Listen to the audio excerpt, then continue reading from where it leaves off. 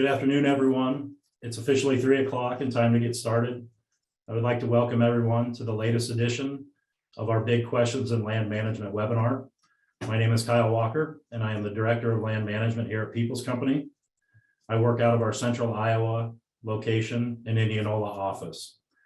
Today, we have industry-leading experts who will be discussing some timely management topics, including profitable sustainability through data-driven agronomics, organizational structure of farmland ownership, a crop insurance update, and predictive agronomy. Hopefully you'll find this information as useful when considering your operational goals heading into this spring and in advance of the current crop year. I would like to start by giving a brief overview of Peoples Company and the services we provide. Peoples Company has a national footprint with offices in all the major U.S. ag markets. We are a full-service land transaction provider offering land management, land brokerage, valuations and appraisals, investment services through our capital markets team, and 2 new divisions of energy management and crop insurance services.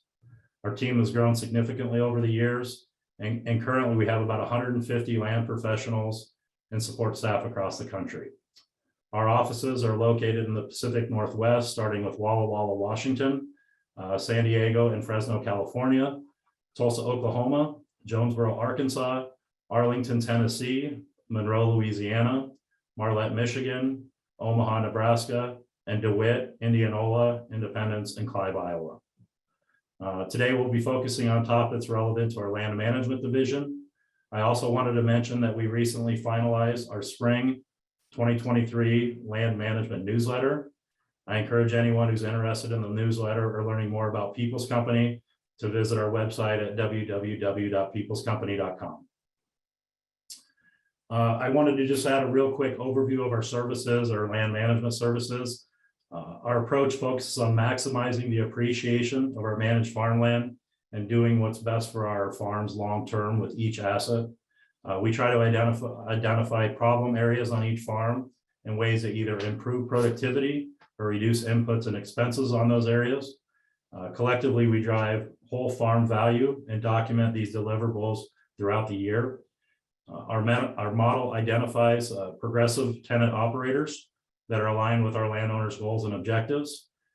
The operator that fits this model doesn't require constant production oversight and usually utilizes the best practices to increase overall productivity. Our base services include capital improvement projects, conservation assessments, USDA compliance and certification, fertility and yield documentation, custom farming operations, budgeting, soil loss and health reports, and annual aerial images of your farm, among many others. We normally deliver 2 reports on a given year.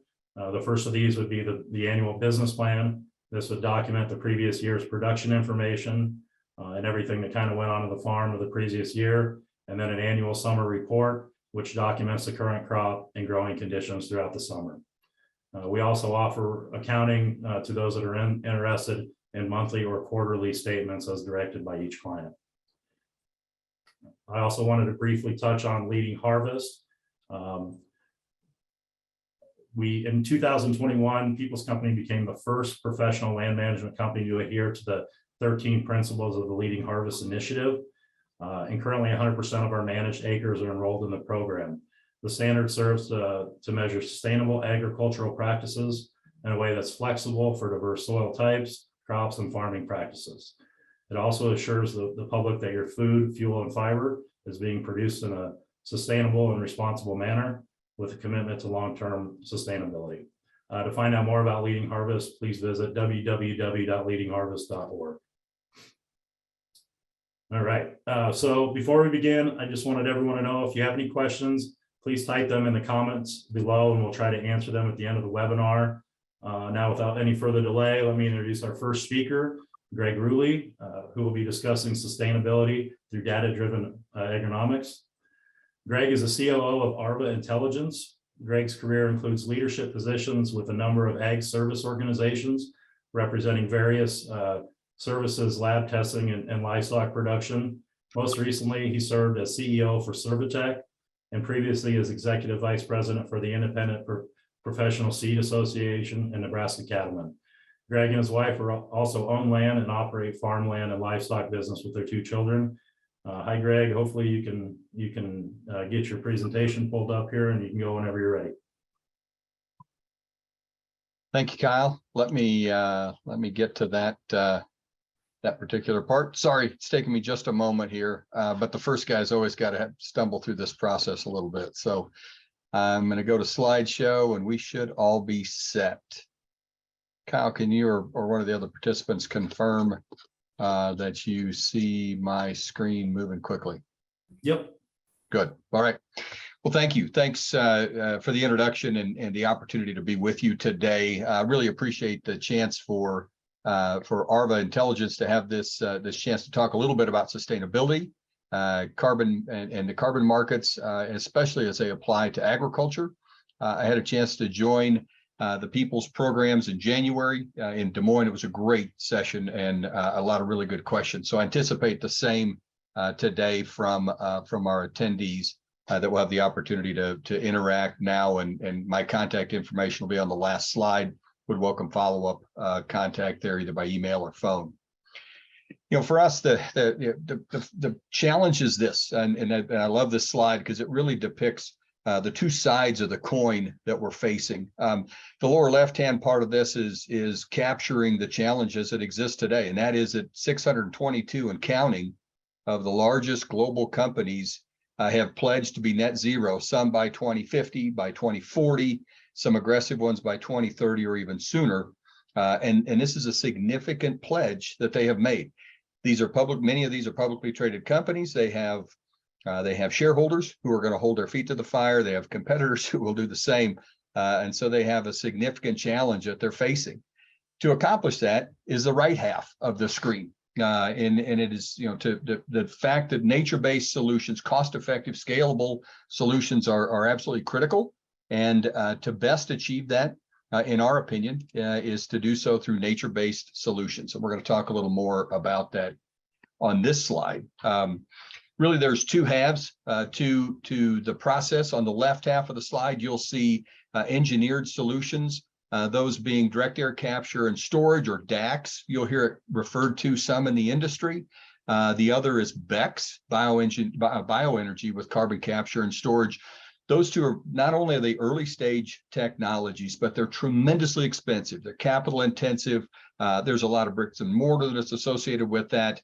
And so the cost per carbon equivalent ton, or per ton of carbon equivalent, for those types of engineered solutions is expensive. You'll see on the low end, $100 to $200. The high end is $1,000 a ton to meet those removal targets. The right half of this slide is the nature-based slide, and you'll see the first 2 opportunities are agroforestry and reforestation, the planting and maintenance or planting, returning areas to forestry that have been harvested in the past. Certainly there are opportunities there for carbon removal.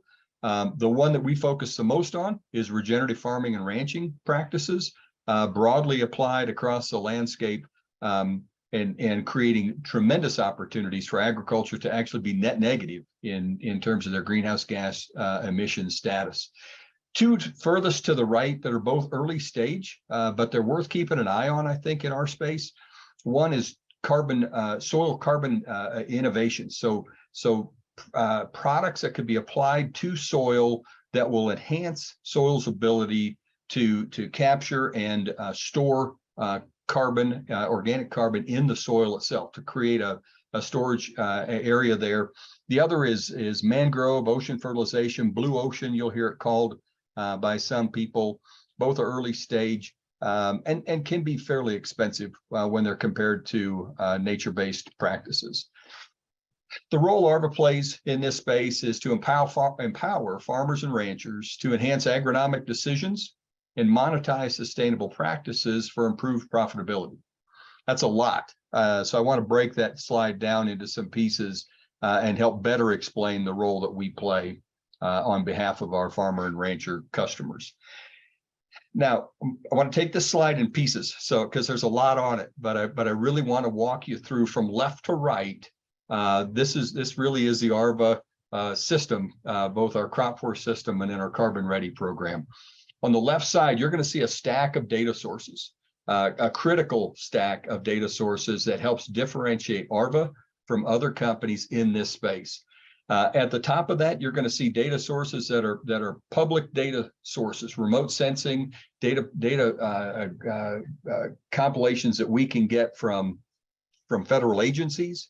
We add to that environmental sources of data. You'll see climate, topology, geophysical characteristics of soil, the chemical characteristics of soil, and then how does that impact carbon and the ability of soil to not only store carbon, but to increase the storage capacity of a particular type of soil.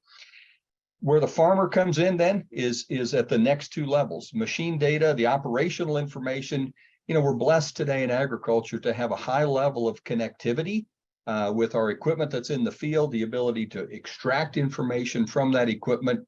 It can be planting information. We can get a yield map, a harvest map. When we're done harvesting, we can look at our as applied maps for fertilizer or other inputs that we apply to that field, and we can collect that information through linkages through My John Deere, Climate, two of the kind of major sources of information.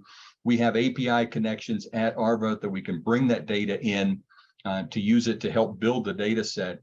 And in some things, we just, in agriculture, we just don't have digitized yet. We don't have good systems for digitizing grazing practices. Some of the crop information doesn't get brought in through machine data. So we've got to bring that in either longhand or through a farm management system, irrigation information, tillage.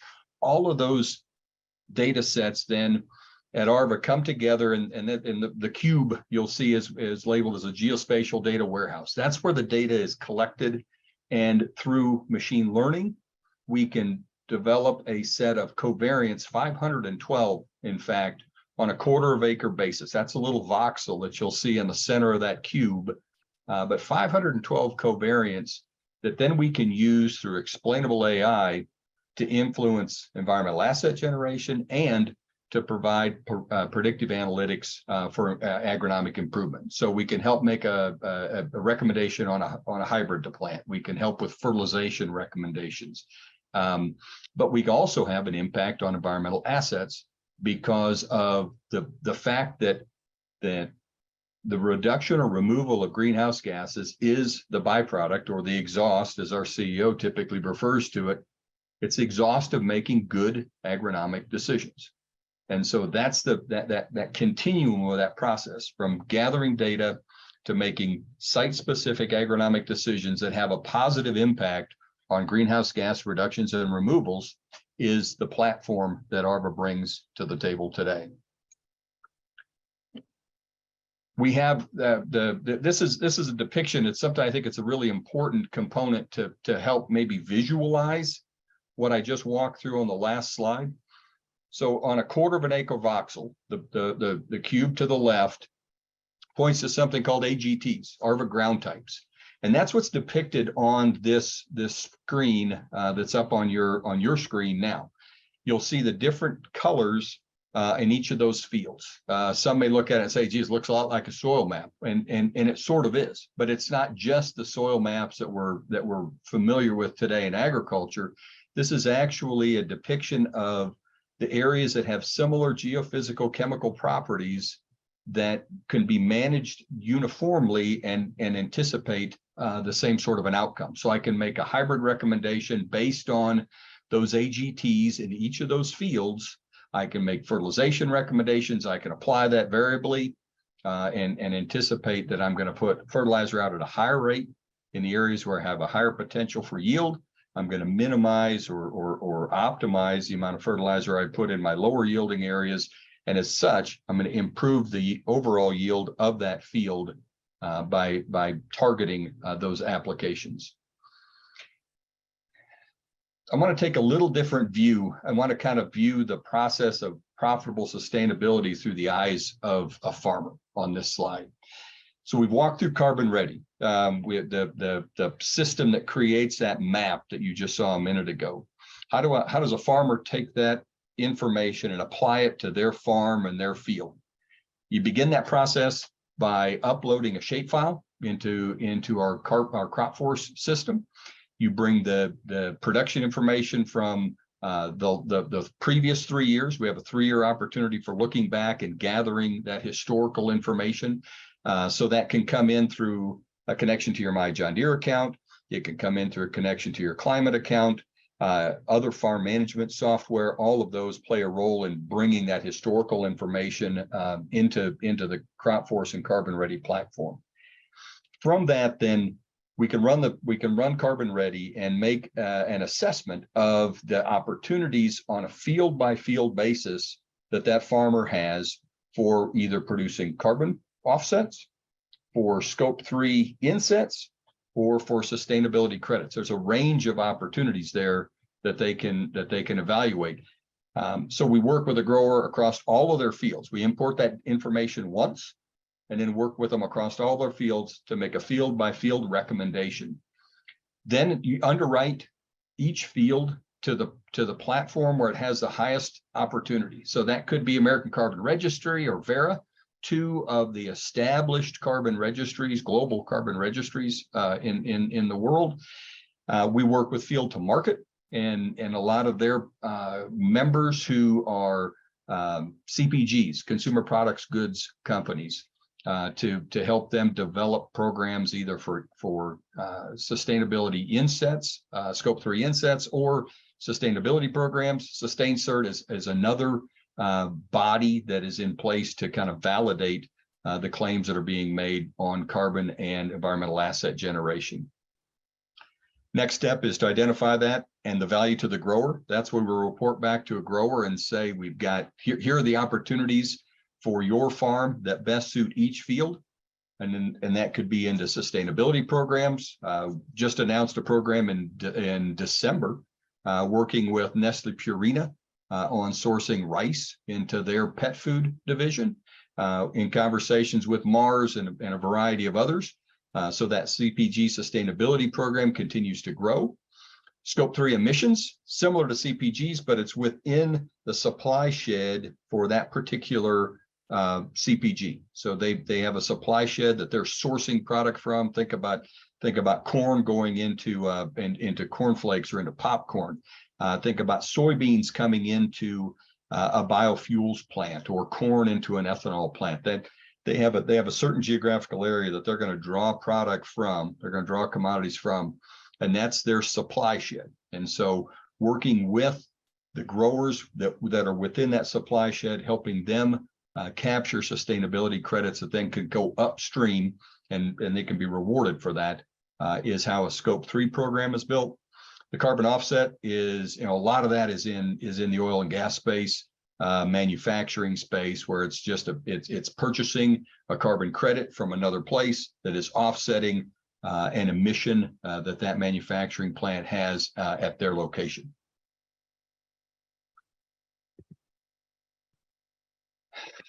Let's take a peek into the near-term opportunities that farmers are facing today. Carbon markets, it's still fairly wide in the U.S.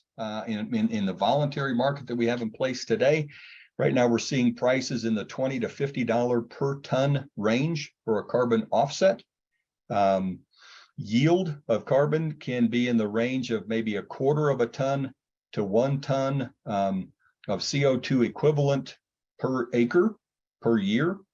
So that space is one that continues to sort of evolve and define itself as we kind of get programs in place and validate the quality of these credits in a way that their value will continue to improve. USDA last summer and fall announced the Climate Smart grants. Tremendous number of programs that were funded. Our estimates would show about a $25 an acre average payment to growers participating in those programs. Looks like the scale will be about 10 million acres that will be influenced by the Climate Smart grants. Most of those are going to be 4-year programs, and that'll total about $1 billion. That'll be money infused into agriculture as a result of those Climate Smart grant programs. Some big increases in funding to NRCS in the last few months. Congress, as they passed a couple different bills, one was a significant increase in both funding for the Conservation Security Program and the EQIP programs. You know, those are two programs that have historically been oversubscribed, and so that funding certainly is intended to meet some needs that have been unmet historically by those programs. Talked a little bit earlier about Scope 3 emissions reductions and sustainably sourcing products.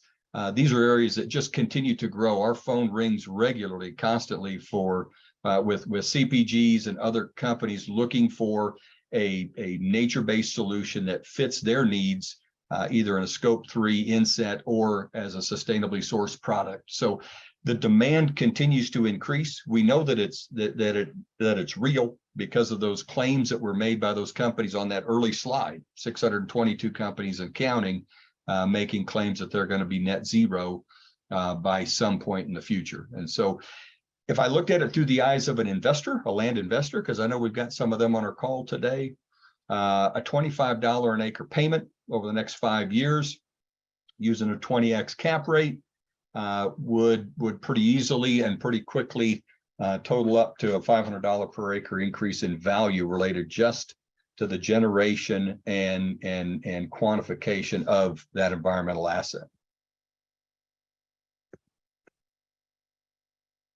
This is a quick look at our team. I don't have everybody on here, but we've got a great group of team. It's a cross section of folks that are agriculturalists, a lot of data scientists, a lot of computational engineers, a lot of people who bring depth and breadth to the product that we offer. The people who work behind the scenes to build out that set of covariance and certainly the machine learning and artificial intelligence that backs up the product that we have. So tremendous group of people. I'm fortunate to be part of this group. Wanted to call out one other thing, and this is really where Arva cut its teeth, was early on as a contractor to the Department of Energy's what many probably are more familiar with called ARPA-E. ARPA-E stands for the Advanced Research Project Agency Energy Program, but we've been a contractor there gathering local climate, local greenhouse gas information at towers, just like the one that's depicted on the right half of the slide. That's an Eddy covariant tower standing on the edge of a rice field in Arkansas at our research farm. Those towers constantly are taking samples of the air to measure the amount of greenhouse gas emissions that may be coming from that field and the activities that are being conducted on that field. We have a number of those towers out in half a dozen states. Actually, the second bullet, we just were awarded a grant by the United Soybean Board to do the same sort of greenhouse gas quantification in soybeans. And we're working right now on developing that strategy to be in as many as 15 to 25 states this summer, quantifying greenhouse gas emissions as it relates to different soybean production practices and different geographies that those soybeans are being grown in. We have a long-term collaboration with the national labs, Lawrence Berkeley and Oak Ridge National Laboratories. And we spoke earlier about the Climate Smart grants. We're a part of 3 of those projects that were successfully awarded. One in rice, working with Ducks Unlimited and USA Rice, one with the American Carbon Registry Group, and then the third in Global Clean Energy, standing up a program on around camelina as a biofuels source. Let me wrap up with this. Why partner with Arva? We're a producer first. We have a producer first focus. We use a channel partner strategy. We would like to work alongside those established businesses. They have relationships with growers in place and bring them one more tool that they can deliver to their customers. You know, our AI platform is data driven. It's not just algorithms and machine learning for the sake of that, but it's to take tremendous sources of data and then compile that in a way that we can make really solid agronomic recommendations that have a sustainability component as well. We've got the credentials. We're supported by funding and projects through USDA and Department of Energy. We continue to build on that basic work that's been done there. And the beneficiaries of that are farmers and ranchers that we're working with on nature-based solutions. The momentum towards global decarbonization is irreversible at this time. These commitments have been made, and companies are going to follow through. And so it's a space that we feel strongly will continue to grow, and we certainly appreciate the positioning that Arva has in that space. And last, we're farmers and scientists and technologists. We've got our feet firmly planted in these solutions and searching for the best path forward to help make sure that agriculture has its fair space in the efforts to decarbonize the world. So with that, my contact information is here. Welcome the opportunity to follow up with anybody, either through a question that might come up on the screen while we're together, or in follow-up opportunities after our presentation today. So with that, Kyle, I will stop sharing and hand it back to you. Thank you, Greg. I always enjoy hearing your presentation and the things you guys are doing at Arva. A lot of moving parts in your discussion, and it's nice to hear more about the carbon space. So thank you, sir. Next we have Johnathan Kramer, who's a member and partner at Whitfield and Eddy. He'll be presenting about the organizational structures of farmland ownership. I've known Johnathan for quite some time now. In my opinion, he's a real straight shooter, strategic thinker. He's been in the private law practice with Whitfield in Des Moines for over 20 years. He practices in a wide variety of financial matters, including planning, transactional and litigation law. Johnathan can act as a counsel for a client, as a consultant or receiver, an expert witness, or counsel for experts and receivers. So hello, Johnathan. Good to see you again, and thanks for joining us today. You can go whenever you're ready. Thank you very much, Kyle. I appreciate it. And thank you to People's Company for the opportunity to be with you guys today and to hear all of these other great minds and talking about what's happening out there. Today I'm talking about entity choices, and entity choices we're usually talking about, LLCs versus corporations and those things. And I thought I would kind of let you know a little bit about my background, just so you know who's talking with you. I definitely have done litigation for family businesses that have broken up over ag and non-ag types of businesses, as well as the startup side, as well as the mergers and acquisitions side. And so I am coming to you with about 20 years of my own personal anecdotes from my practice. Of course, people have different practices and have different experiences. And I know that, lawyers' advice is always going to be kind of based on what their history is. But really the focus that I'm going to have today is to talk about what are some of the factors that I think are really important in entity choice, especially ones that may be different than what the rest of the marketplace may show. Of course, I'll have the quick little disclaimer that, although I do legal work and I have ideas, you can't sue me for them. So when you're looking at choice of entity, what we know is that, we're usually talking about an operating agreement. You're talking about bylaws that have lots of different provisions, lots of different topic areas that are covered, and how people are governing themselves. And we're usually looking at it from the investor perspective, the equity holder perspective. And I guess that what I would say that I have learned is that most of my clients don't understand all of the stuff that's in those agreements. In fact, very often the lawyers don't understand what's in some of those agreements. Some of the things are definitely tax driven by the accountants, but some of the things are just not. And but people sign these agreements anyway. And so one of the things that I think is not to change the world, just that 5 or 10% of cases where it makes sense. And when you're advising your investors to think about, do you really need all of this, right? Do you need agreements on all of this, especially if that's really not what's being discussed? And so, in my mind, what clients really care about is they want to get the deal done. They've already done their own analytics to decide what they're going to make, how it's supposed to work, what their risk tolerance is, and who they're in bed with, right? Who their partners are going to be. And they've already made that decision. But we also know that the clients are all over the board, right? We have the very sophisticated clients that eat, sleep, and breathe these types of agreements because they are venture capital or they're angel investors or something where they are passive investors that specialize in minority interests of companies. We also have the mom and pops that's not what they do, right? That's not what their training is, right? They're operations folks. And they, it's a wonderful compliment, but also can be frustrating when they say, I trust you, whatever you think, right? Which happens in my office all the time. And I think it happens in lawyers' offices everywhere where they just kind of trust you to make decisions for them. And that's not necessarily maybe the best way to go all the time. And so my advice to the group is to, if you're going to tailor a solution to the problem, right? You have to understand your client. You have to understand the customer that's involved, the investor, and realistically what they want.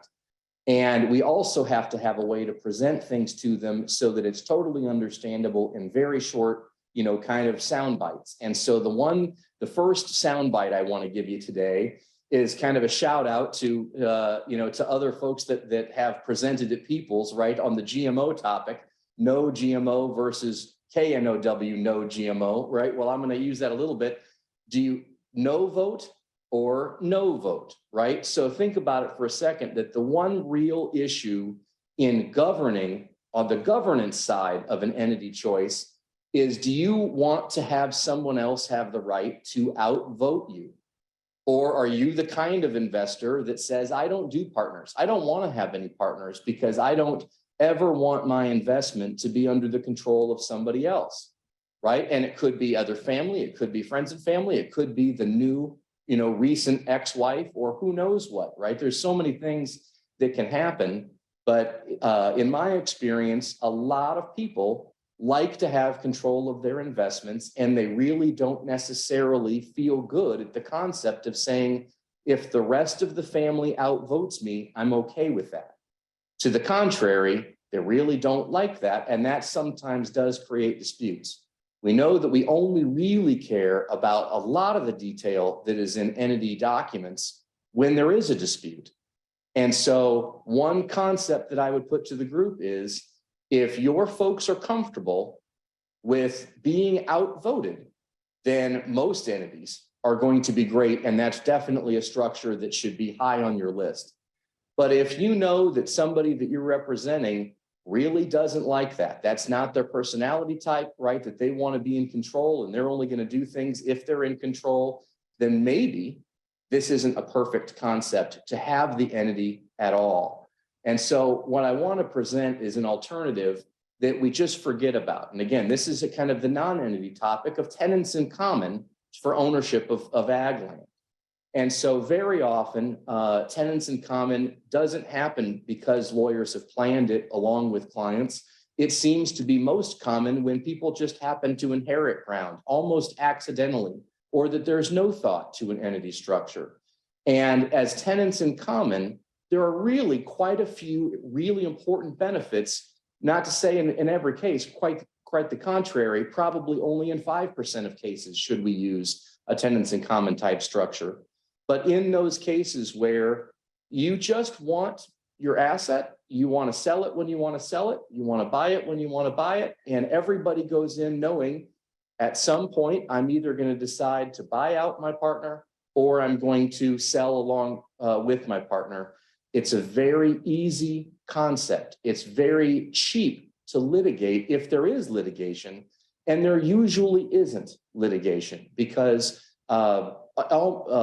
every state, as far as I know, has a partition law that allows people to be able to sell property whenever they want, along with their other joint tenants if they so choose. About 22 states have adopted the Uniform Act relating to partition of heirs property, which gives special protections if you did inherit property to kind of keep that going.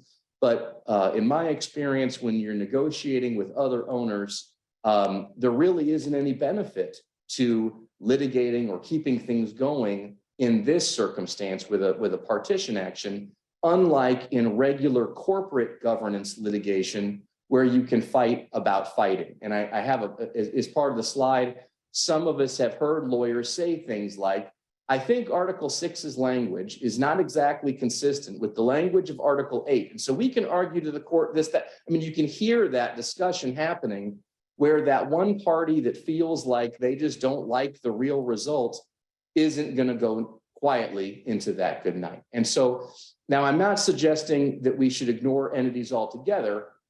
Here's really the key of this presentation as a new idea, or at least an idea that needs to be thought about again. The property is owned, but each of the owners has their own LLC. We don't have to manage together. We can be tenants in common, and I can have an S Corp and you can have an LLC and somebody else can have a trust. And why do we care? Why do we have to govern our various investments together? This way, that customer that you know, that personality that says, I don't ever do partnerships. This isn't, you don't have to. You can get out whenever you want. You can still put in a few terms that are absolutely important to you in a joint land management agreement or a joint ownership agreement, so that, you know, if you're having a land manager, you can still, everybody just signs the contract, you can still do it yearly, or, you know, some kind of notice provision that says you can only sell every other year or whatever. But for the most part, what you have, and the key to this concept, is that everybody that is investing in this asset does not be beholden, and they can't be outvoted by anybody else that they're partners with. And I think that that is a very strong and extremely simple and understandable structure for assets to be bought. It also provides, of course, additional liquidity, because now your person that is your customer that only wants to buy 200 acres, you can now pool potentially with 3 other people in order to buy 800 acres. And it makes it so that they're not together, but at the same time, you can get a deal done, and it facilitates liquidity in the investment. It's just a concept. Now, definitely on the other side, we do have the much more sophisticated structure in terms of a farm operation, where we could have a holding company, and we do try to separate the liability aspects from the asset aspects in as many different entities as it makes sense for your operation, right? So you might have one company that just deals with the hedge account, and maybe those hedge funds you don't want in the same company as the operations, or in the equipment, or where the actual trucks are with the carriers that are moving the grain, right? Because your liability is way higher, that your employee is going to have an accident in your drive company than your liability on the land side. And so there's lots of things that lawyers can do to assist your customers with trying to manage things in order to, again, maximize your profits, limit liability. But you can see how complicated that would be. Definitely not 15-minute material, but it's also something that your clients, many of them will understand perfectly fine, and many of them absolutely won't. And so easy to not update the documents correctly, not have all of the intercompany leases, intercompany agreements, and all of those things necessary, so that what you actually end up with is a series of broken companies that some creative lawyer can try to pool together and veil pierce and undo everything that you spent all this time doing. Now, just as an additional slide of additional benefits to the concept of the tenant in common, is that, you know, the obstinate farmer, the obstinate investor, right? The troll, the antagonist, they don't have nearly the benefit of trying to hold people hostage in order to create fatigue or to create anxiety about having depositions taken or whatever, right? All of the tactics that sometimes lawyers use as part of the process of a dispute just doesn't happen nearly as much in a partition type case, because again, all that somebody's doing is selling for fair market value, and everybody has an opportunity to participate. Of course, the laws are a little bit different in every state, but by and large, we're much more similar than we are different. Definitely, I can take some questions, which we're going to do at the end, but I will kind of put up one last screen just to say, if to the extent that you're interested in kind of what that background is for C Corps versus S Corps versus LLCs versus partnerships, just really quickly, partnerships are almost completely dead around the country now, as is traditional partnership, because you can do all the same things in an LLC structure and you have more creativity in the LLC structure. It's just a little easier. I think it's more common. The C Corp and S Corp issues really have to do with what you want your real governance structure to be. Do you want to have officers with a governance board of directors separated from the shareholders like a C Corp? Or really, are you talking about everybody's really the same people? In which case an S Corp or an LLC makes way more sense. And then on the S Corp side, usually the S Corp is a tax issue because you want to convert what would otherwise be employment income into a dividend type income or pass-through income. So we can talk about that more in terms of the questions. But for this 15-minute soundbite, my key takeaway is that I think that the market is not necessarily pushing people to consider tenants in common as a realistic and legitimate mechanism for holding property, and that's something that can assist families work together without having the problems of being outvoted or having an incompatible personality structure. Thank you. Thank you, Jonathan. Hopefully everybody can hear me. It's valuable insight. It's nice to hear your viewpoints. In my world, a properly set up entity structure is so important, and I deal with a lot of difficult or I guess dynamic family dynamics. So yeah, setting that up correctly is imperative. Appreciate your time today. Our next speaker for the webinar is Craig Nielsen. Craig is our new crop insurance agent at People's Company, and he'll be giving us valuable insights on his crop insurance update. Craig joined People's Company in July of 2022 and was hired to develop and manage the newly established crop insurance division. He is a third-generation crop insurance agent with over 13 years in the industry. I'm excited to hear Craig's thoughts today. He has a tremendous amount of information, so try and stay with him as he gets through this. So welcome, Craig. Appreciate you being here, and I'll turn it over to you.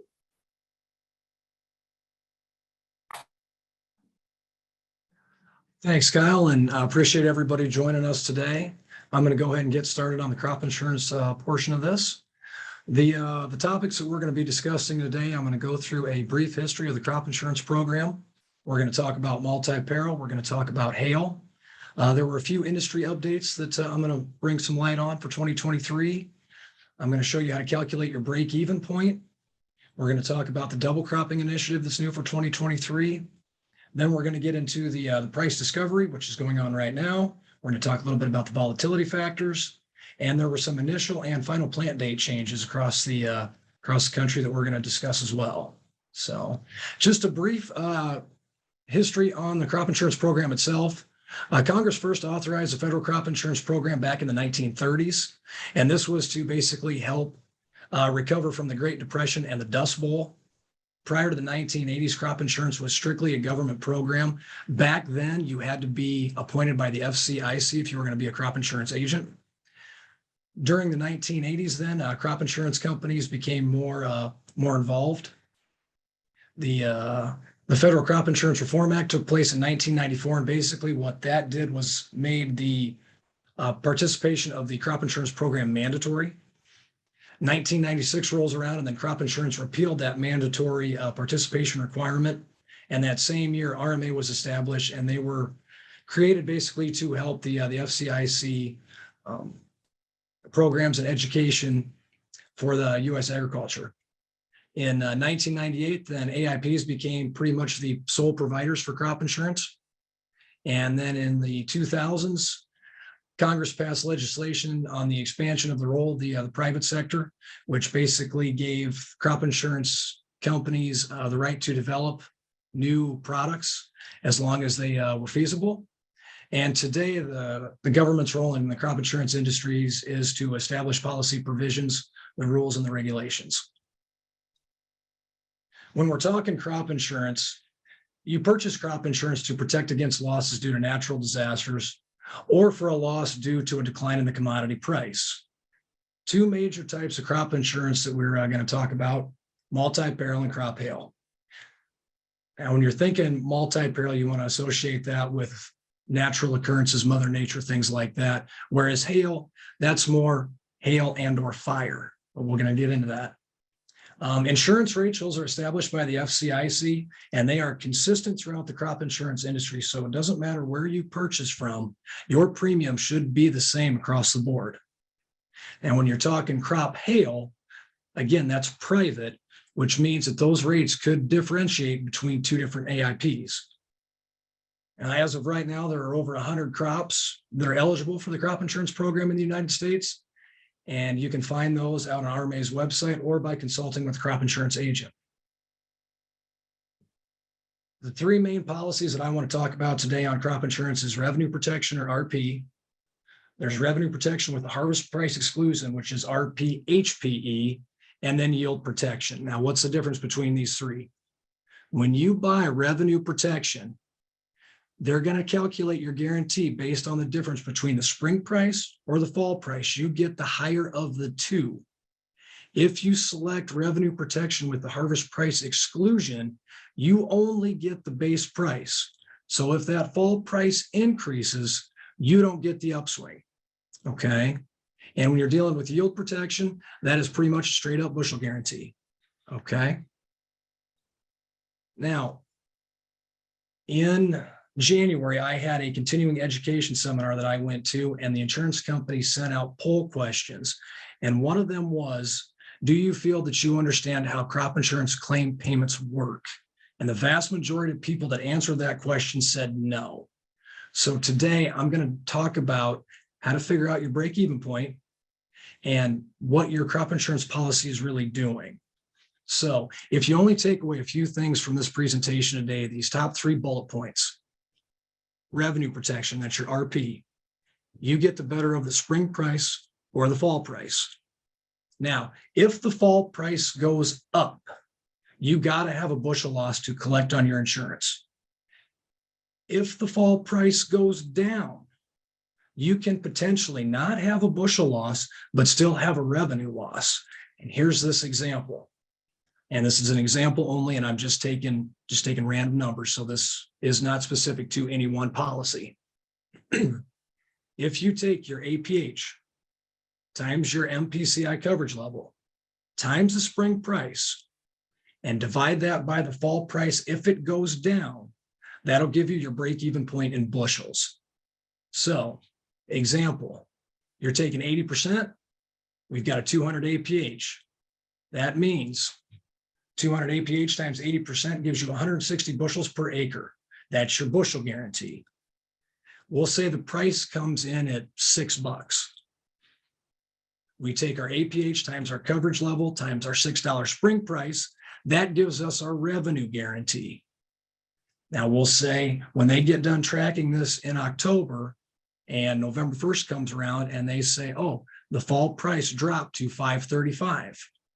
You run that equation through, divide that out by the new fall price of $5.35, you get a break-even point of 179.4 bushels in this case.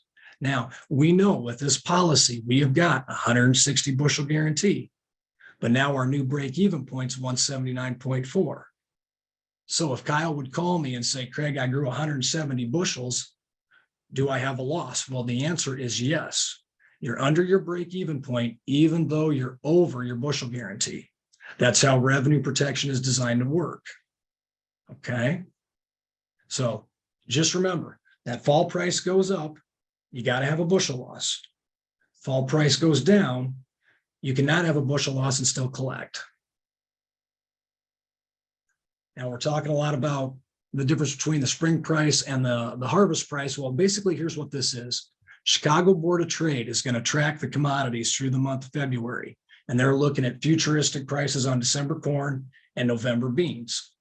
Now, as of last Friday, those numbers are calculating out to be $5.95 on corn and $13.74 on beans. Now, today, that price went up to $13.76.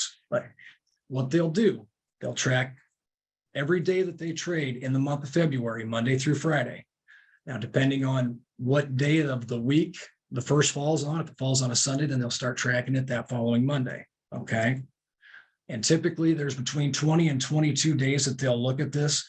That kind of depends on one, the calendar, and two, if we're in a leap year, you get an extra day potentially.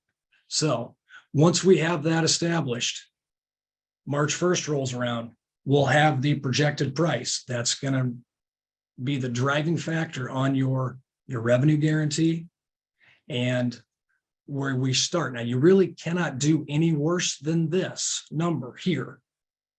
Okay. Now, if this price goes up, you get the better of the two in the fall. Okay.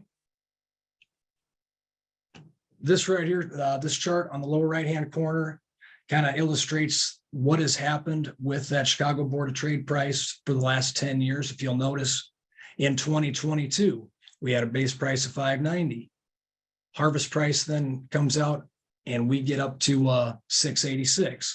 So in this case, if you took revenue protection, you would be guaranteed that new $6.86.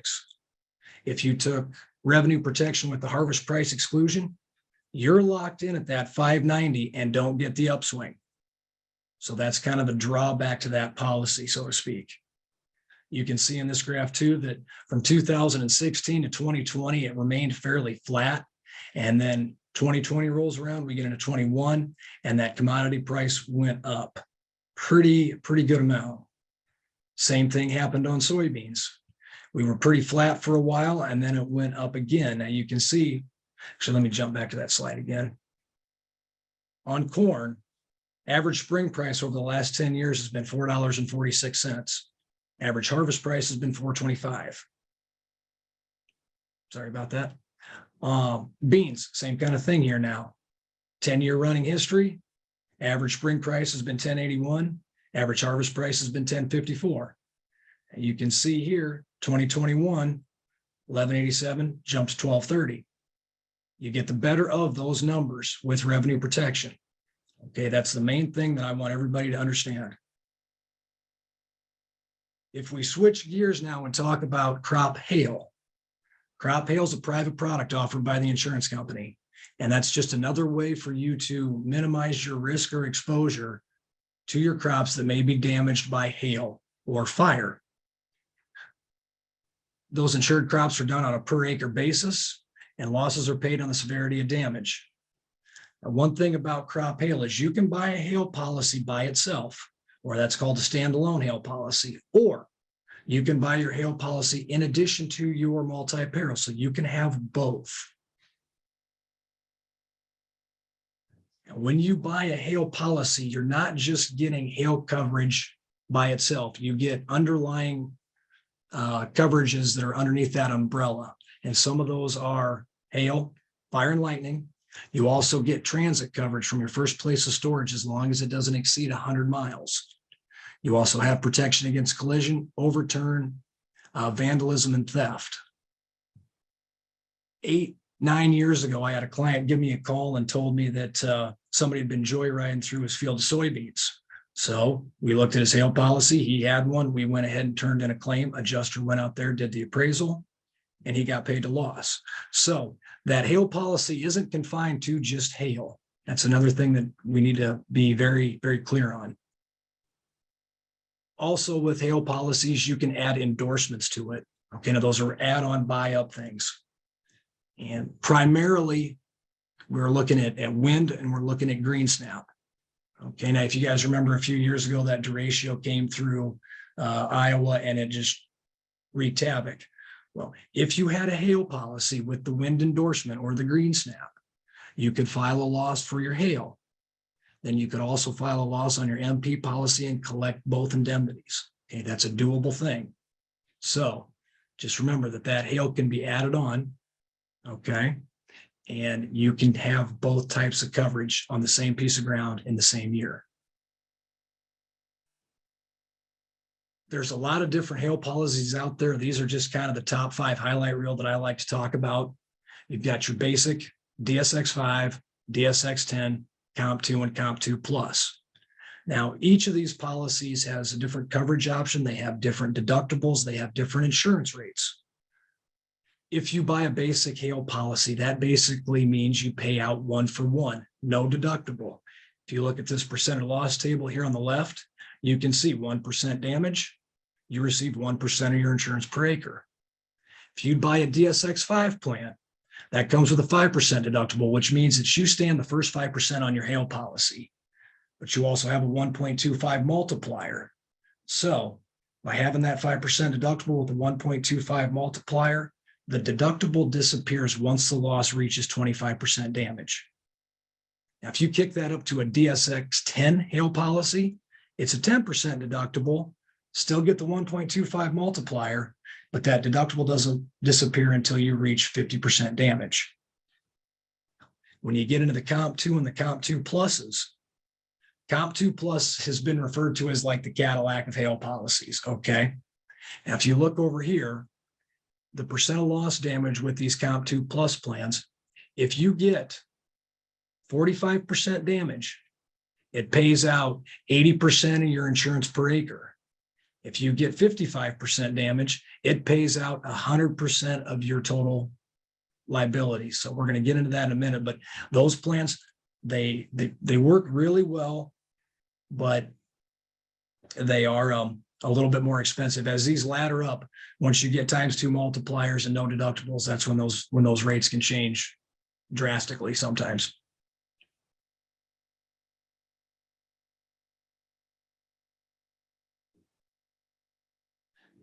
When we were talking about these deductibles and things like that, when you're trying to determine your total liability on hail, easiest way to do that, since it's done at a per acre basis, you take your total acres that you're going to plant times the insurance amount that you want. Now, in this case, I ran with a $300 example. So if you take your 80 acres times $300, that gives you a total liability of $24,000.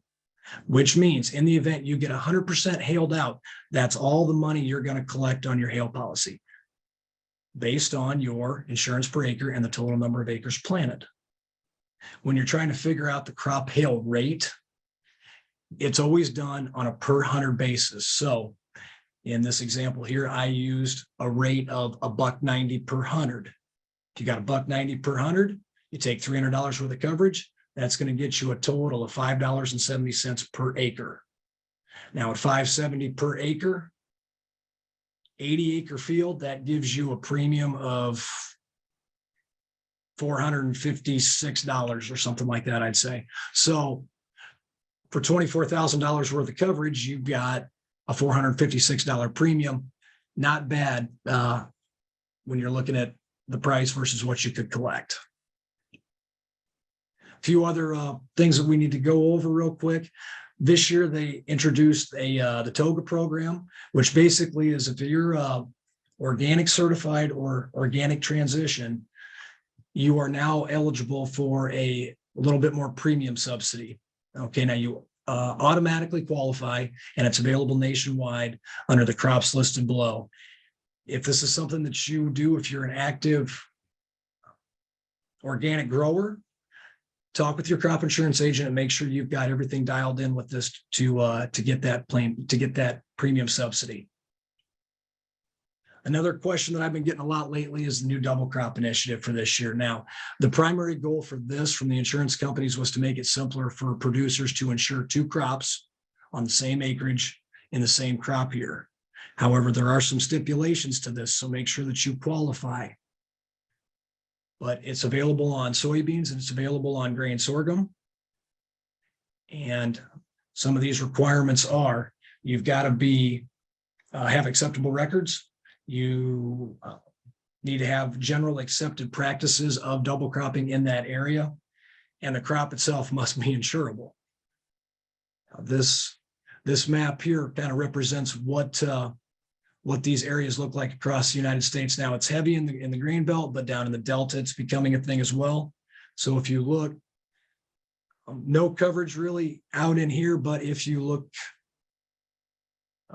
in the northern part of Iowa, it is available if you have a written agreement. Southern Iowa down into Missouri, it is available if you have a written agreement without any history.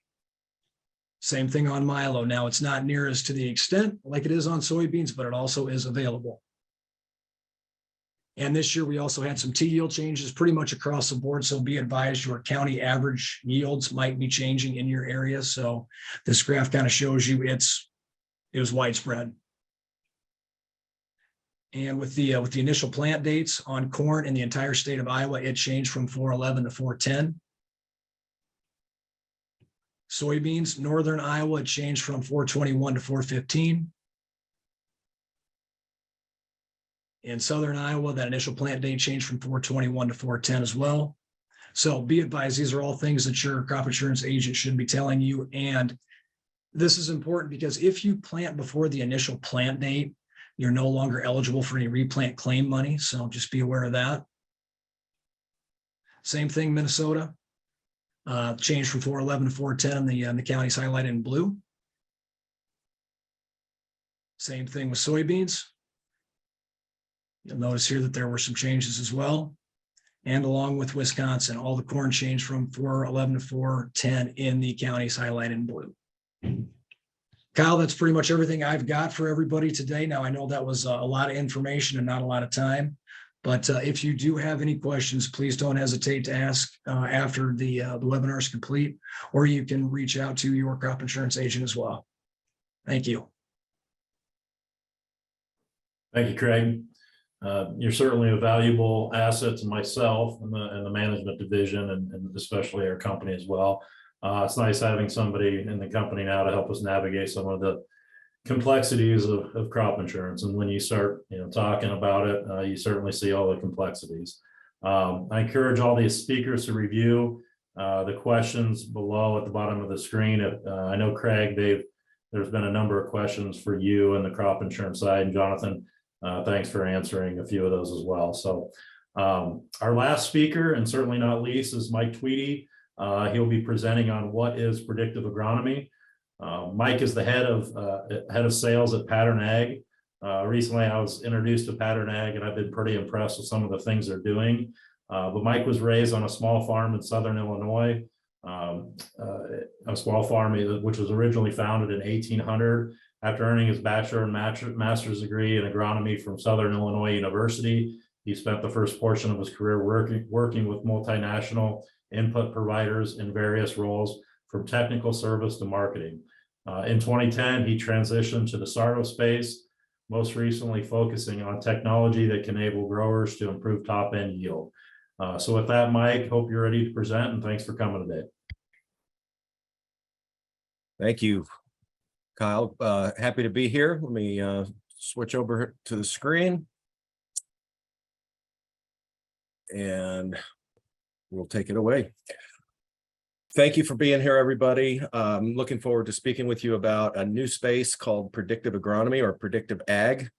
It's a forward-looking view of what is going to happen in the upcoming planting season versus a retro view, which is what we have historically done.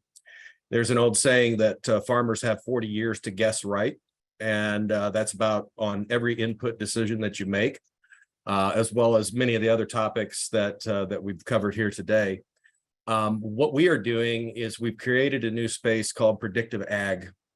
And what we're doing is we're looking at the biology in the soil, which has never been done before, because we're using DNA sequencing. This couldn't have happened 5, 6, 7 years ago because the cost of sequencing was too high. So it was only used in human health. Sequencing has been around for 20 plus years. So this is not new technology. It's just new to the ag space. And so what we're doing is we're looking for very specific things in the soil that will rob top end yield. We've got corn that can produce up to 400 to 500 bushels. At least that's what its potential is in the bag. Soybeans with 200 to 300 bushels, but no one's getting anywhere close to that at scale. And so we are advising the grower in advance of the planting season and when you're going to choose your seed and seed treatment and other inputs on what exists out there in those fields.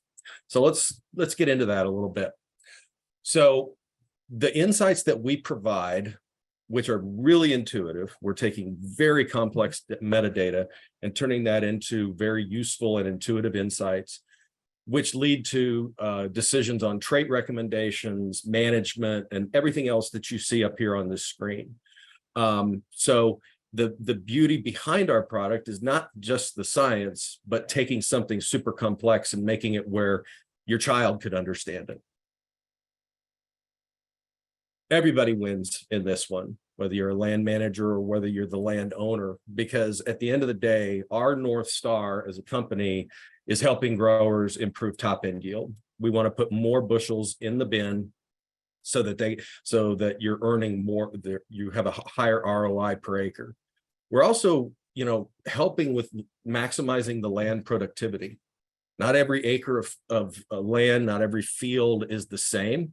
In fact, you can have fields that are side by side, but biologically they could be very different in terms of pathogen loads and beneficials that exist.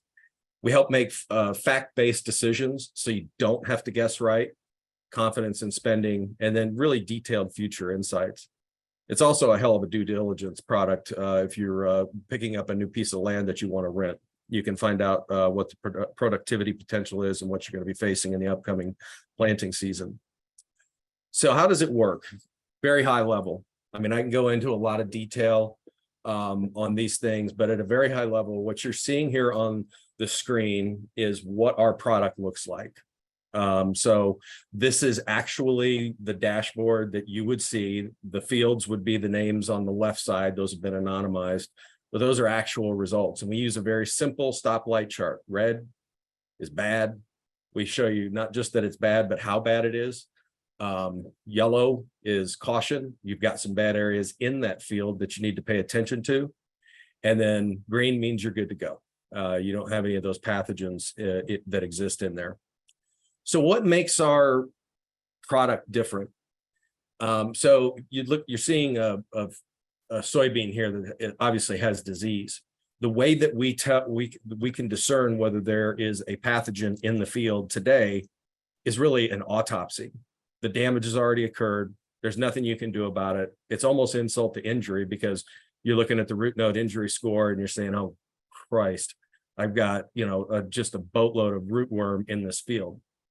But that doesn't tell you if that rootworm is going to be there next year. And I can say with 100% certainty after looking at hundreds of thousands of fields and 200 billion data points that corn rootworms move around. Those beetles have a choice in where they're going to lay their eggs. And we've actually looked at fields that were 20-year corn on corn, no rotation into any other crops, that had absolutely no corn rootworm in it at all. And the basic assumption is that if you're a continuous corn, you better trade up and have that protection. And what we're finding is only about 40% of the fields out there have presence of corn rootworm in them. So what we do is we go in the fall is when we like to do the soil sampling. We go in and we follow the combine out of the field. When the farmer tells us or the trusted advisor tells us that field has been harvested, we send in soil samplers, and I'll show you what the sampling technique looks like here in a minute. And we pull those samples and we send them off to our lab and we analyze them for disease pathogens as well as beneficials. And then we turn those results around in about 2 to 3 weeks back to the grower and to the trusted advisors so that they can work together. And the trusted advisor could be a seed dealer, could be a crop consultant, so that they can make informed decisions on seed selection, variety, hybrid, what kind of trait they need, seed treatment, and other inputs. Or should I rotate out of this? Crop? And then they just populate in our app. And so, as the data becomes available, it just automatically populates in there. And then you just turn around and the recommendations that we make, we do not recommend specific products or brands. We are brand agnostic, but what we do recommend is categories of products. So do I need a BT above and below ground protection? Do I need an insecticide in furrow? Do I need a fungicide to protect against SDS? We don't use actual brand names. So simply what we do is we take massive data. just to give you a sense of how much data we collect. A typical soil sample that you send off to a nutrient lab has got about 10 data points.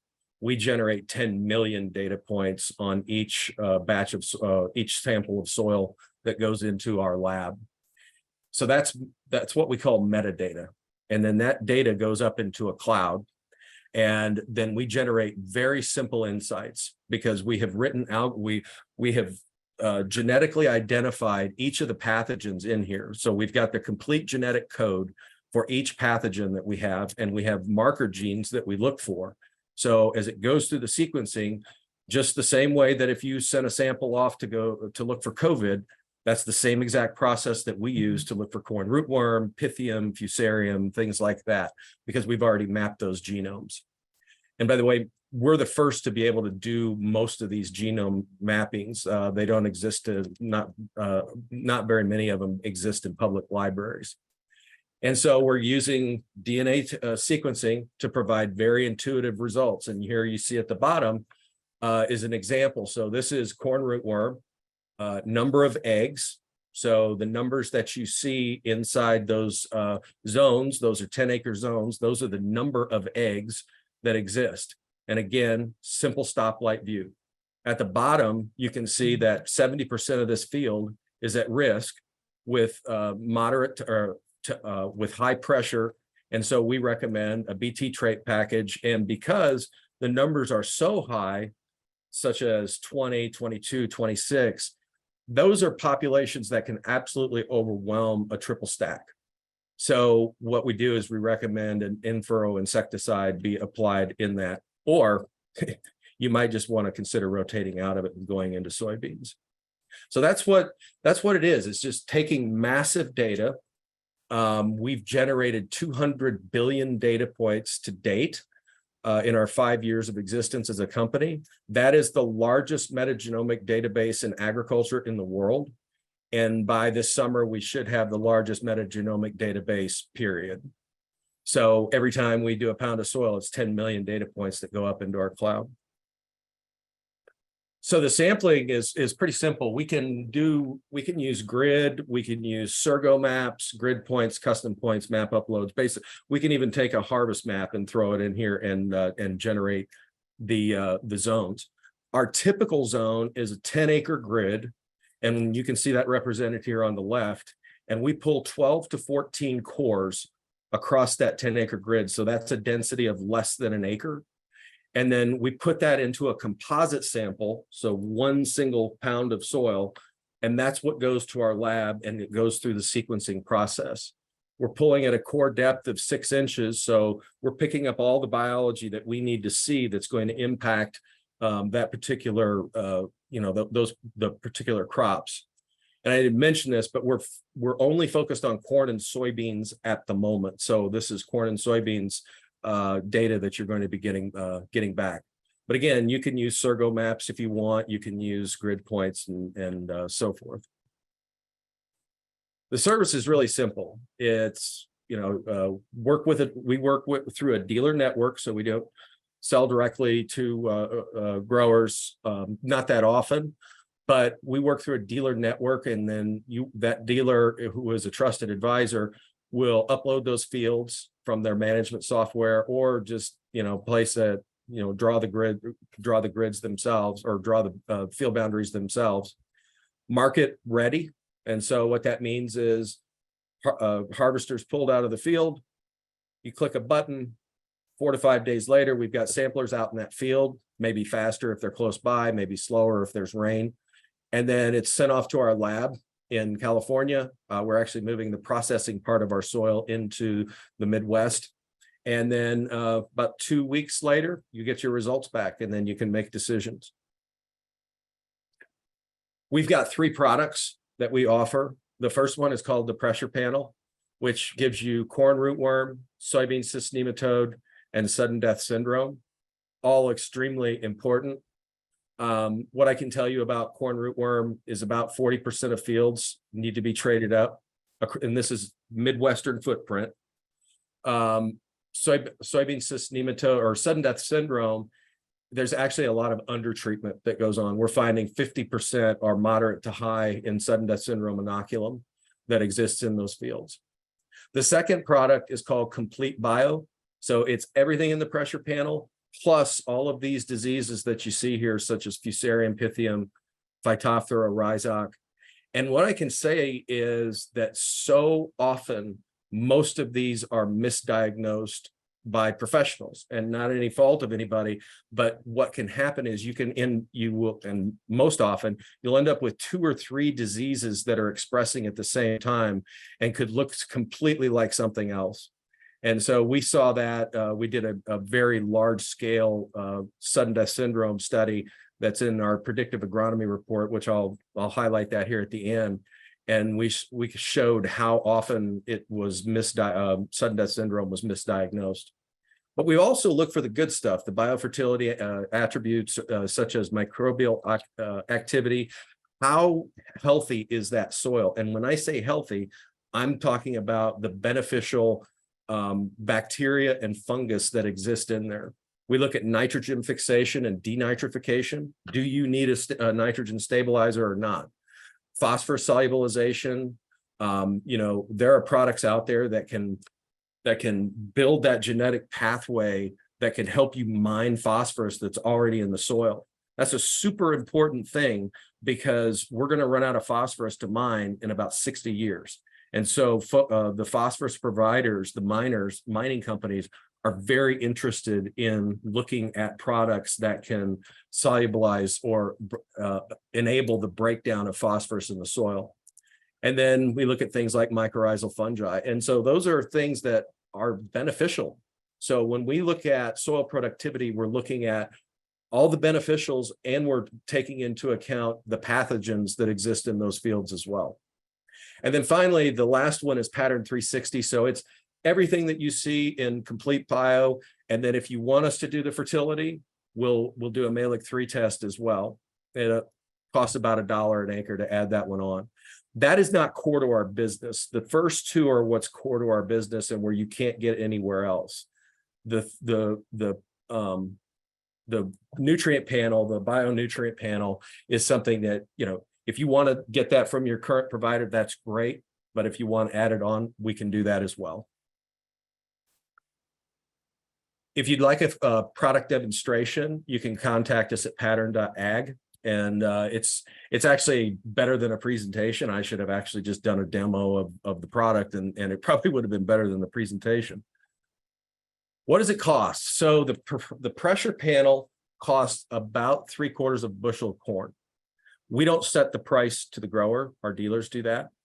And so if you want the Complete Bio, which 90+% of our customers order, that's a little less than a bushel of soybeans. So about 3/4 of a bushel of soybeans at current price.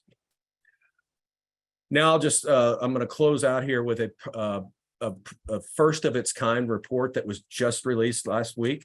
I kind of call this the Farmer's Almanac for the upcoming growing season. And that is our predictive ag report. There's some really interesting things that are in here. And what we did was we took our entire database of samples pulled from this year. I mean, hundreds and hundreds of millions and billions of data points. And we put that into what does our upcoming season look like for for pathogen loads and also beneficials as well. It's about a 36-page report. It doesn't cost anything. You can go to pattern.ag and request one, and it can be sent to you. And then here are examples of what it looks like. On the right side, you can see corn rootworm. And by the way, we can identify northern corn rootworm and western corn rootworm. So in the report that you get back, it'll tell you those 2 things. That's really important if you're concerned about extended diapause and crop rotation. So those are important indices that you want to look at. But it's a very interesting almanac for the upcoming season. This is an example. These are some examples of key pathogen, or 2 key pathogens, as well as one for denitrification, what the potential looks like and where the threat levels are. You can see on the corn rootworm, and this is combining both western and northern. It's really surprising. You look at a state like Illinois, And once you get south of Interstate 80, there is very little corn rootworm presence at all. It's almost like Indiana, but you get above I-80 and the pressures are very high. On the other hand, if you go to Iowa, I mean, the pressure is pretty consistent across the entire footprint. And what you're looking at is risks by climate division. So each one of these grids is a climate subclimate division. And so that's how we break out what the threat levels look like. Sudden death syndrome, like if I lived in central Illinois or if I lived in Iowa, I would be taking a good strong look at this because the pathogen loads going into the upcoming season are very high. And one thing that we were able to draw a correlation on, which you'll see in that report, is that we basically took, well, we didn't basically, we took soil type, we took weather, and then we took pathogen loads, and we combined those all together to make correlations. And what we found was areas that had high moisture in March and April are the areas that have really high SDS inoculum loads going into this season. And so we estimate that 50% of this heartland footprint is going to need a seed treatment, whether that be an Olivo or a Saltra or whatever.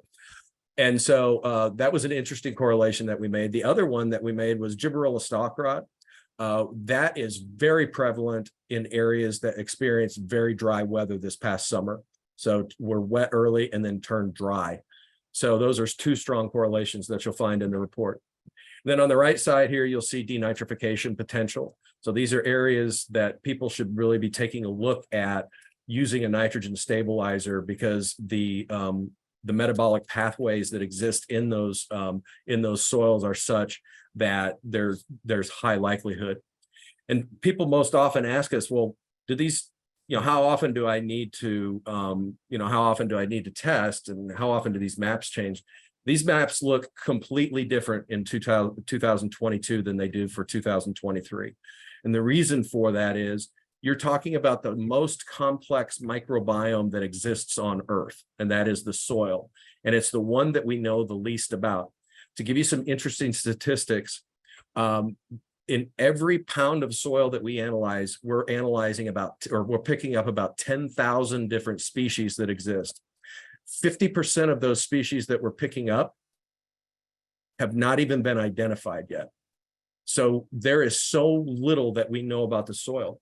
And then there's also this direct interaction between environment. What happens in the weather is a determinant on what is going to happen the next season. So the biology is constantly changing each season. So your threat levels change. Here's our team. So our boots on the ground are in the Midwest, from the Dakotas down to Kansas over to Ohio. That is, the footprint for corn and soybeans. So that's where we have our folks. We have a team of regional sales. We have a customer success team that works on providing you insights back to you. So we actually have humans that you can talk to if you have questions. And then you can see the rest of our team there. We are based out of Emeryville, California. So all the sequencing and data that is generated is based in the San Francisco Bay Area. So you can see the rest of the team is located there. And we'd love to talk to you. Our job is to give you the highest quality results, the best experience possible to improve top end yield.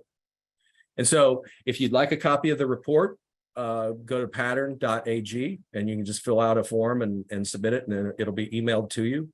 If you'd like to talk to somebody, number on the phone or on the screen, 800-933-8644. We'll put you in contact with somebody local who can help you. But I look forward to taking any questions from anybody, and I will turn it back to Kyle. All right. Well, thank you, Mike. The things your group are doing is very interesting from my perspective, somewhat unique in the marketplace. I'm planning to utilize some of this in-depth testing on some of my custom farms this year. So again, I wanted to reiterate these PowerPoint slides of each presentation should be available to those who registered for the event. So shoot us an email if you have interest in receiving those. Now we're a little behind on schedule, which is typical on some of the stuff we do at these webinars. And Kathy's telling me we need to stick to one question each, but I'm ornery, so I'm going to just ask the guys. We're going to try and do two each, and just hopefully keep your answers relatively short, if that'll work. So I'm going to start with Greg. And Greg, so the first question I have for you is, how important is data collection as a tool for producers? And do you feel like those who invest and interpret this information have an advantage in the market? Yeah, absolutely. I mean, data collection is vitally important to taking advantage of environmental asset markets, Kyle. You know, whether that's building a carbon credit based on the implementation of new practices that hadn't been implemented in the past, such as reducing tillage or changing some of the other farming practices, or for those producers who have been farming regeneratively or sustainably for years, documenting those practices to show that there is a net impact to greenhouse gas reductions and removals is key. That's what the sustainability folks are going to be looking for. They're going to be looking for that proof. They're going to ask a producer to say, yeah, I did implement reduced tillage or no-till practices in these fields in this crop year. And so the ability to document that is critical. There's so many easy tools that we can use to do that. You know, telematics is at the top of that list of ways to gather that information. But there's a variety of farm management software programs out there that we can integrate with as well that can expedite the process, make it easier for a producer to document the information and transmit it to a third party. Okay, and then second one for you, you know, we get a lot of questions about the people that are doing the right things already, you know, the no-till, the sustainable practices that are already in place.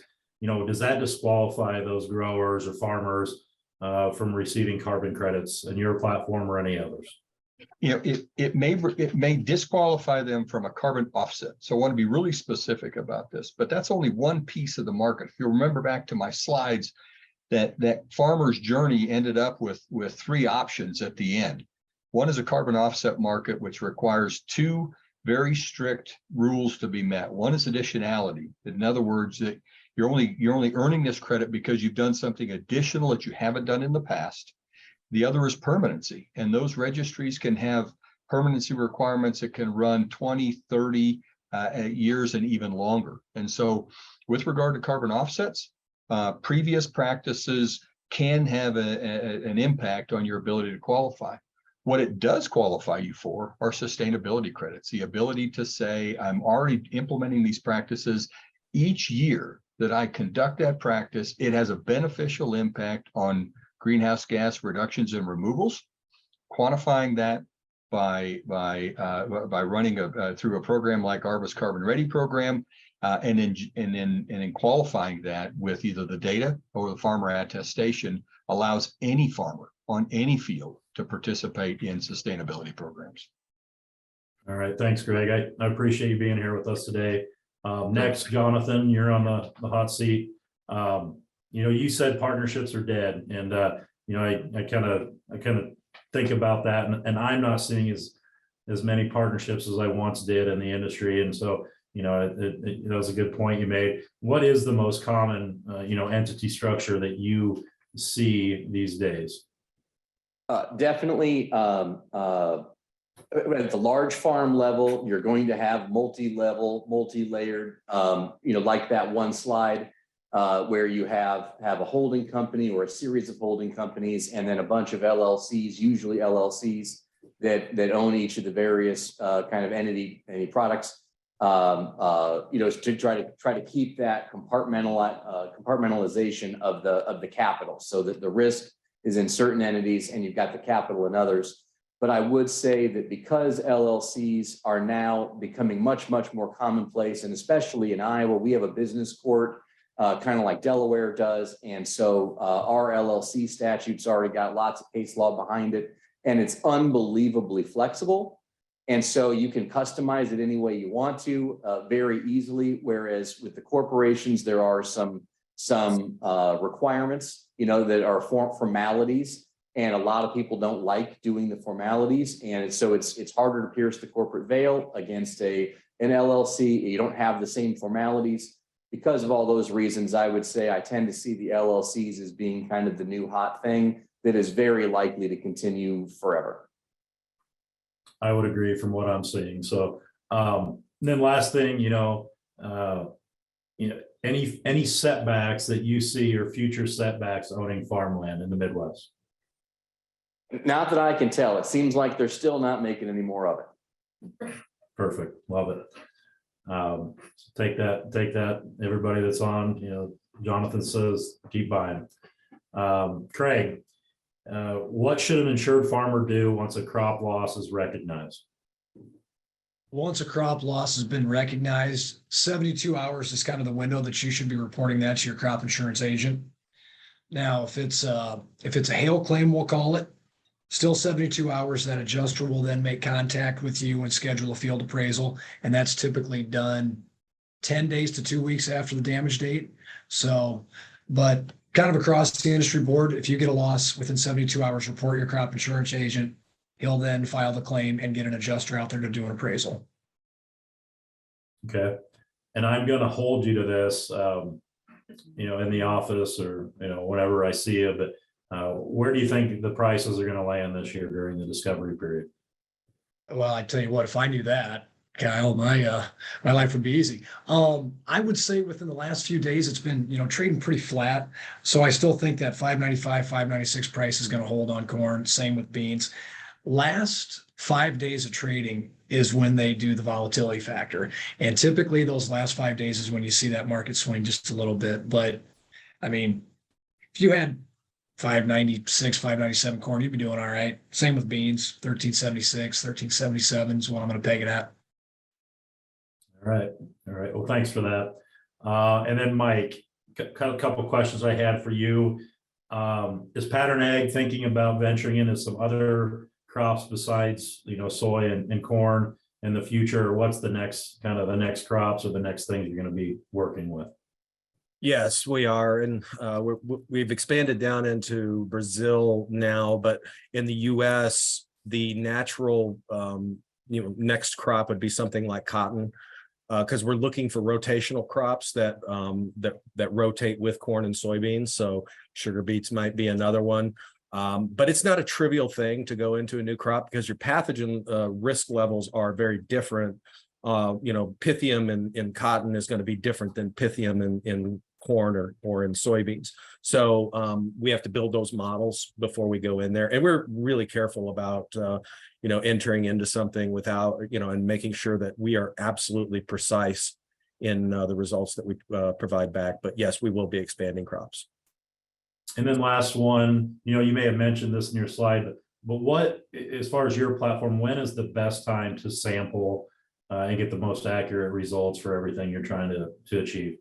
From a predictive standpoint, in the fall after harvest, we want to follow the combines out of the field, but we sample year round. In fact, there are a lot of customers that like to do it in the spring. So we're sampling right now as we speak. We can sample in frozen ground and just about, we won't be able to sample in Minnesota right now because there's about 2 feet of snow on the ground, but in other places we can go at any time of the year. It's also being used in season diagnostically to determine the presence of a pathogen that might exist. If they want, they can send us a tissue sample off to a place like PIDC at Iowa State, and then they can also send a sample off to us and we can tell them what pathogens that are in that soil. All right. Well, thank you, Mike. I believe, hopefully, everybody that's online, I think we've answered, numerous questions in the Q&A portion. I think, Mike, there's one additional question for you if you have time to get to that. But again, we're running short on time here. Yeah, I can hit that one real quick. So it was, what is our retention of annual customers is basically the question, and it shoots about plus 80%. We target 90 to 95%, but it's right at around the 85 to 90%. Perfect. Well, hey, I just want to again thank everybody for being with us today. Hopefully we added some valuable, insights into what's going on in the management space. It's our pleasure to host this. Please like and subscribe to our website at peoplescompany.com to get the current and most updated information. We should be sending a copy or emailing everybody that signed up a copy of this video to your inbox, and reach out if you have additional questions. Thanks again for your time.